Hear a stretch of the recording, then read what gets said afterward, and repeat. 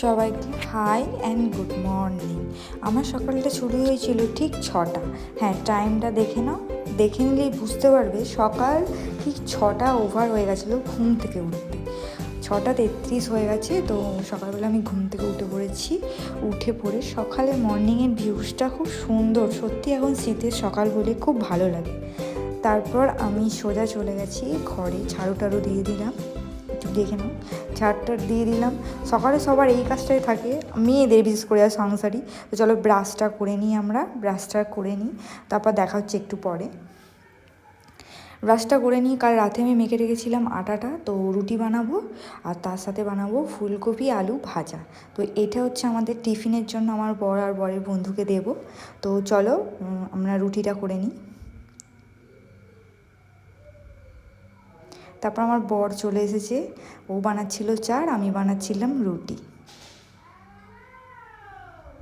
তারপর দেখে নাও রুটি চা বানাচ্ছিলাম, তারপর ও পাচ্ছিল আলু ভাজা ও ফুলকপি।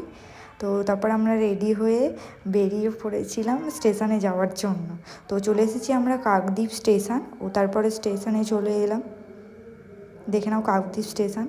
তো ওখান থেকে সোজা আমরা, এই যে আমাদের হ্যাপু দেখো কী করছে, আর দিয়ে বন্ধু বানিয়ে নিয়েছে। তারপর চলে এসেছে আমাদের ট্রেন, তো আমরা ট্রেনে উঠে পড়েছি। তো দেখো ট্রেন যাচ্ছে, ট্রেনে উঠে পড়েছি। তারপর গন্তব্য স্টেশন ছিল মাধবপুর স্টেশন। দেখো আমরা চলে এসেছি মাধবপুর স্টেশন, ওখান থেকে চলে এসেছি টোটোতে করে আমরা যাচ্ছি আমাদের লোকেশানে। দেখে নাও কি সুন্দর লোকেশান, সত্যিই খুব অপরূপ সুন্দর, গ্রামের সৌন্দর্যটা সব থেকে বেশি সুন্দর। তো দেখো কি সুন্দর একটা লোকেশানে আমরা এসে পৌঁছেছি, আর সাথে একটা সুন্দর মন্দিরও আমরা দেখতে পেয়েছি। তো দেখে নাও মন্দিরটা খুব সুন্দর, আমাদের দেখে প্রথমেই খুব ভালো লেগেছিল।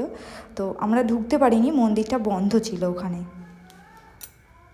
তারপর আমি একটা সুন্দর লোকেশানে পৌঁছে গেছি, দেখো কি সুন্দর না লোকেশানটা, সত্যি খুব ভালো লাগে। এই কাকদ্বীপ জায়গাটা সত্যিই খুব সুন্দর। তারপর আমাদের হ্যাপু দেখে নাও কামরাঙা পাড়ছে, দেখো ও কামরাঙা পাড়ছিল। তারপর একটা রাজহাঁস আমরা দেখতে পেয়েছিলাম, হ্যাপুর পিছনে দৌড়দৌড়ি করছিল রাজহাঁসটা, ঠিক আছে ও খুবই ভয় পাচ্ছিল। হ্যাপুটা হচ্ছে আমাদের সান্টু।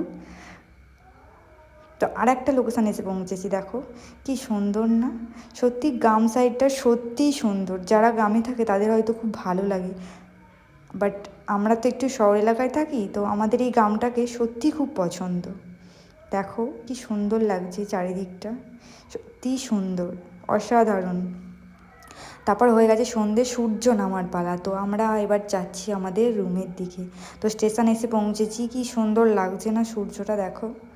তারপরে এই যে হ্যাপু ঘুমিয়ে পড়েছে ট্রেনের মধ্যে, দেখে নাও। তো আমরা একটু মজা করছিলাম ট্রেনের মধ্যে। তারপর রাতে বানিয়েছিলাম সয়াবিনের তরকারি, আর সাথে ছিল ডিম দিয়ে পরোটা, যেটা আমার হাজবেন্ড বানাচ্ছিল। তো একটু দেখে নাও, ভালোই লাগছিলো, টেস্টিও হয়েছিল, আমিও পাশে দাঁড়িয়েছিলাম। আর আমাদের হ্যাপু বানাচ্ছিল রুটি। একবার রুটি বানানোটা দেখে নাও তোমরা, খুব সুন্দরও রুটি বানাতে পারে, চাইলে ওর সাথে কন্ট্যাক্ট করতে পারো কিন্তু তোমরা। দেখে নাও কী সুন্দর ও রুটি বানায়, রুটি বানাতে বানাতে রুটি ছিঁড়েও ফেলেছে অলরেডিও, দেখে নাও রুটিটা একবার। তারপরে আমরা রাতে ডিনার করে নিয়েছি, সয়াবিন আলুর তরকারি ছিল, পরোটা। তোমাদের বললাম আমার ভিডিওটা কেমন লাগলো সবাই একটু বলে দিও। সবাইকে টাটা।